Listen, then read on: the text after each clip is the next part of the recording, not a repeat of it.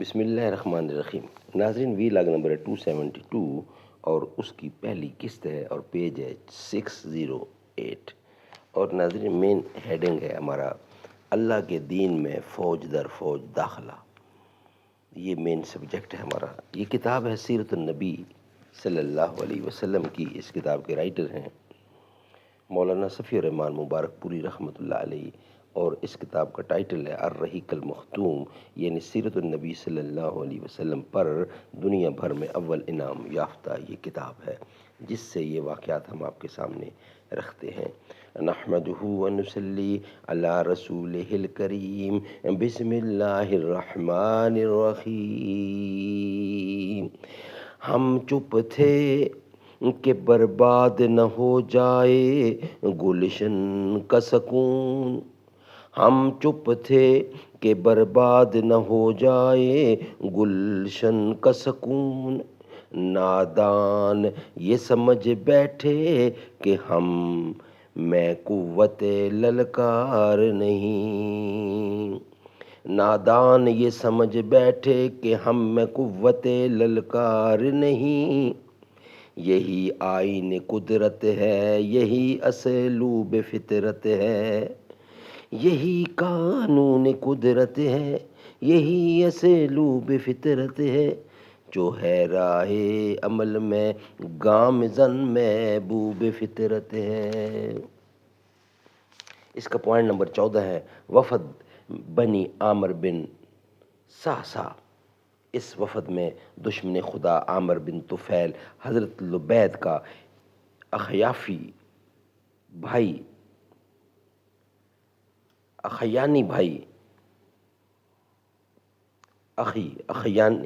اخیافی بھائی اربد بن قیس، خالد بن جعفر اور جبار بن اسلم شامل تھے۔ یہ سب اپنی قوم کے سربرآوردہ اور شیطان تھے، اور شیطان تھے۔ عامر بن طفیل وہی شخص تھا جس نے ہر معونہ، یعنی جس نے بئر معونہ پر 70 صحابہ کرام کو شہید کرایا تھا۔ ان لوگوں نے جب مدینہ آنے کا ارادہ کیا تو عامر اور اربد نے باہم سازش کی کہ نبی اکرم کو دھوکہ دے کر اچانک قتل کر دیں گے۔ چنانچہ جب یہ وفد مدینہ پہنچا تو عامر نے نبی اکرم سے گفتگو شروع کی اور اربد گھوم کر آپ کے پیچھے پہنچا اور بالشت بھر تلوار میدان سے باہر نکالی، لیکن اس کے بعد اللہ نے اس کا ہاتھ روک دیا اور وہ تلوار بے نیام نہ کر سکا۔ اللہ نے اپنے نبی کو محفوظ رکھا۔ نبی اکرم نے ان دونوں پر بد دعا کی، جس کا نتیجہ یہ ہوا کہ واپسی پر اللہ نے اربد اور اس کے اونٹ پر بجلی گرا دی، جس سے اربد جل مرا۔ ادھر عامر ایک سلولیہ عورت کے ہاں اترا اور اسی دوران اس کی گردن میں گلٹی نکل آئی۔ اس کے بعد وہ یہ کہتا ہوا مر گیا کہ اونٹ کی گلٹی جیسی گلٹی اور ایک سلولیہ عورت کے گھر میں موت۔ صحیح بخاری کی روایت ہے کہ عامر نے نبی کے پاس آ کر کہا، میں آپ کو 3 باتوں کا اختیار دیتا ہوں۔ نمبر 1، آپ کے لیے وادی کے باشندے ہوں اور میرے لیے آبادی کے۔ نمبر 2، یا میں آپ کے بعد آپ کا خلیفہ ہوں۔ نمبر 3، ورنہ میں غطفان کو 1000 گھوڑے اور 1000 گھوڑیوں سمیت آپ پر چڑھا لاؤں گا۔ اس کے بعد وہ ایک عورت کے گھر میں طاعون کا شکار ہو گیا، جس پر اس نے فرط غم سے کہا، کیا اونٹ کی گلٹی جیسی گلٹی، اور وہ بھی بنی فلاں کی ایک عورت کے گھر میں؟ میرے پاس میرا گھوڑا لاؤ۔ پھر وہ سوار ہوا اور اپنے گھوڑے ہی پر مر گیا۔ ناظرین، اس کا پوائنٹ نمبر ہے 7، اس کا پوائنٹ نمبر ہے یہ 15 یعنی 15۔ وفد نجیب یہ وفد اپنی قوم کے صدقات کو جو فقراء سے فاضل بچ گئے تھے لے کر مدینہ آیا۔ وفد میں 13 آدمی تھے جو قرآن و سنن پوچھتے اور سیکھتے تھے۔ انہوں نے رسول اللہ سے کچھ باتیں دریافت کیں تو آپ نے وہ باتیں انہیں لکھ دیں۔ وہ زیادہ عرصہ نہیں ٹھہرے۔ جب رسول اللہ نے انہیں تحائف سے نوازا تو انہوں نے اپنے ایک نوجوان کو بھی بھیجا جو ڈیرے پر پیچھے رہ گیا تھا۔ نوجوان نے حاضر خدمت ہو کر عرض کیا، حضور خدا کی قسم مجھے میرے علاقے سے اس کے سوا کوئی اور چیز نہیں لائی ہے کہ آپ اللہ عز و جل سے میرے لیے یہ دعا فرما دیں کہ وہ مجھے اپنی بخشش و رحمت سے نوازے اور میری مالداری میرے دل میں رکھ دے میرے دل میں رکھ دے۔ آپ نے اس کے لیے یہی دعا فرمائی۔ نتیجہ یہ ہوا کہ وہ شخص سب سے زیادہ قناعت پسند ہو گیا، اور جب ارتداد کی لہر چلی تو صرف یہی نہیں کہ وہ اسلام پر ثابت قدم رہا بلکہ اپنی قوم کو وعظ و نصیحت کی تو وہ بھی اسلام پر ثابت قدم رہی۔ پھر اہل وفد نے حجۃ الوداع سن 10 ہجری میں نبی اکرم سے دوبارہ ملاقات کی۔ ناظرین، پوائنٹ نمبر 16، وفد طئی۔ اس وفد کے ساتھ عرب کے مشہور شاہ سوار زید الخیل بھی تھے۔ ان لوگوں نے جب نبی اکرم سے گفتگو کی اور آپ نے ان پر اسلام پیش کیا تو انہوں نے اسلام قبول کر لیا اور بہت اچھے مسلمان ہوئے۔ رسول اللہ نے حضرت زید کی تعریف کرتے ہوئے فرمایا کہ مجھ سے عرب کے جس کسی آدمی کی خوبی بیان کی گئی اور پھر وہ میرے پاس آیا تو میں نے اسے اس کی شہرت سے کچھ کم تر ہی پایا، مگر اس کے برعکس زید الخیل کی شہرت ان کی خوبیوں کو نہیں پہنچ سکتی، اور آپ نے ان کا نام زید الخیر رکھ دیا۔ اس طرح سن 9 ہجری اور سن 10 ہجری میں پہ در پہ وفود آئے۔ اہل سیر نے یمن، آزرد، قزاحہ کے بنی سعد، حزیم، بنی عامر بن قیس، بنی اسد، بنی خولان، محارب، بنی حارب بن کہب، غعد، بنی منتفق، سلامان، بنی ابس، مزینہ، مراد، زبید، کندہ، زی مرہ، غسان، بنی عیش اور نحع کے وفود کا تذکرہ کیا ہے۔ نحع کا وفد آخری وفد تھا جو محرم سن 11 ہجری کے وسط میں آیا تھا اور 200 آدمیوں پر مشتمل تھا۔ باقی بیشتر وفود کی آمد سن 9 ہجری اور سن 10 ہجری میں ہوئی۔ صرف بعض وفود سن 11 ہجری تک متاخر ہوئے تھے۔ ناظرین، ان وفود کی پے در پے آمد سے پتہ لگتا ہے کہ اس وقت اسلامی دعوت کو کس قدر فروغ اور قبول اسلام حاصل ہو چکا تھا۔ اس سے یہ بھی اندازہ ہوتا ہے کہ اہل عرب مدینہ کو کتنی قدر اور تعظیم کی نگاہ سے دیکھتے ہیں۔ اہل عرب مدینہ کو حتیٰ کہ اس کے سامنے سپر انداز ہونے کے سوا کوئی چارہ کار نہیں سمجھتے تھے۔ در حقیقت مدینہ جزیرۃ العرب کا دارالحکومت بن چکا تھا اور کسی کے لیے اس سے صرف نظر ممکن نہ تھا۔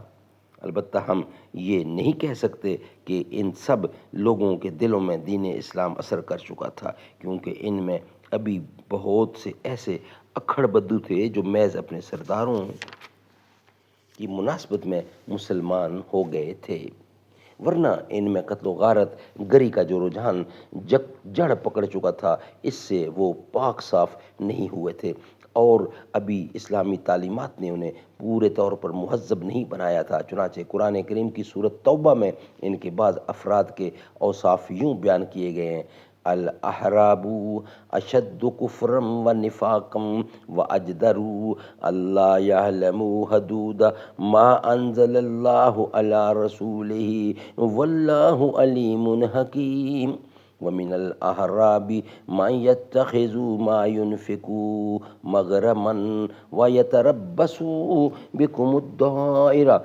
عليهم دائرة السوء واللہ سمیع علیم۔ سورۃ نمبر 9 کی آیت نمبر 97 اور 98۔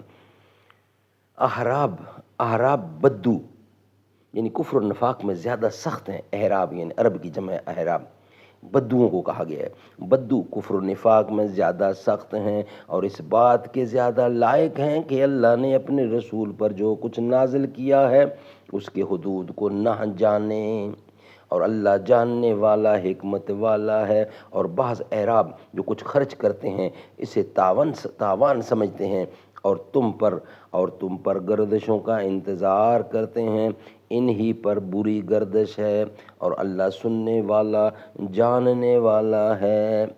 جبکہ کچھ دوسرے افراد کی تعریف کی گئی ہے اور ان کے بارے میں یہ فرمایا گیا ہے وَمِنَ الْأَحْرَابِ مَنْ يُؤْمِنُ بِاللَّهِ وَالْيَوْمِ الْآخِرِ وَيَتَّخِذُ مَا يُنْفِقُ قُرْبَةً عِنْدَ اللَّهِ وَصَلَوَاتِ الرَّسُولِ أَلَا إِنَّهَا قُرْبَةٌ لَهُمْ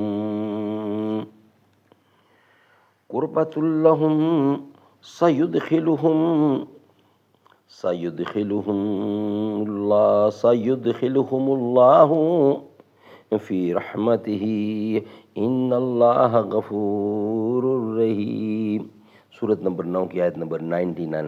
اور بعض اعراب اللہ اور آخرت کے دن پر ایمان رکھتے ہیں اور جو کچھ خرچ کرتے ہیں اسے اللہ کی طرف یعنی اسے اللہ کی قربت اور رسول کی دعاؤں کا ذریعہ بناتے ہیں۔ یاد رہے کہ یہ ان کے لیے قربت کا ذریعہ ہے، ان قریب اللہ انہیں اپنی رحمت میں داخل کرے گا، بے شک اللہ غفور الرحیم ہے۔ جہاں تک مکہ مدینہ، ثقیف، یمن اور بحرین کے بہت سے شہری باشندوں کا تعلق ہے تو ان کے اندر اسلام پختہ تھا، اور انہی میں سے کبار صحابہ اور سادات مسلمین ہوئے تھے۔ ناظرین یہ بات خضری نے لکھی ہے۔ ناظرین یہ ویلاگ ہمارا یہاں ہی کمپلیٹ ہوتا ہے۔ نیکسٹ ویلاگ ہوگا انشاءاللہ، ہمارا ہیڈنگ ہوگا دعوت کی کامیابی اور اثرات۔ یہ ویلاگ ہم یہاں ہی مکمل سمجھتے ہیں اور کمپلیٹ کرتے ہیں۔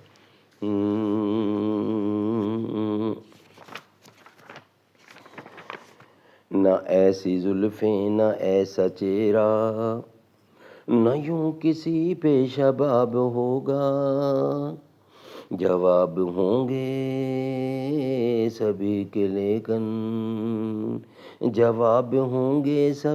لیکن نہ مصطفیٰ کا جواب ہوگا۔ جو چہرہ نکلے تو صبح ہوگی، جو زلف بکھرے تو رات ہوگی، پسینہ ان کا گرے گا جس پر وہی تو ذرہ گلاب ہوگا۔ بروز محشر حسین سارے اکٹھے ہوں گے مقابلے کو، یقین مانو کہ سب سے پہلے بلال کا انتخاب ہوگا۔ کتنے لاشیں پڑے ہیں کربل، حسین کا سر کہاں ہے بولو، کتنے لاشیں پڑی ہیں کربل، حسین کا سر کہاں ہے بولو، جواب آیا کہیں وہ نیزے پہ پڑھتا الکتاب ہوگا، جواب آیا کہیں وہ نیزے پہ چڑھتا الکتاب ہوگا۔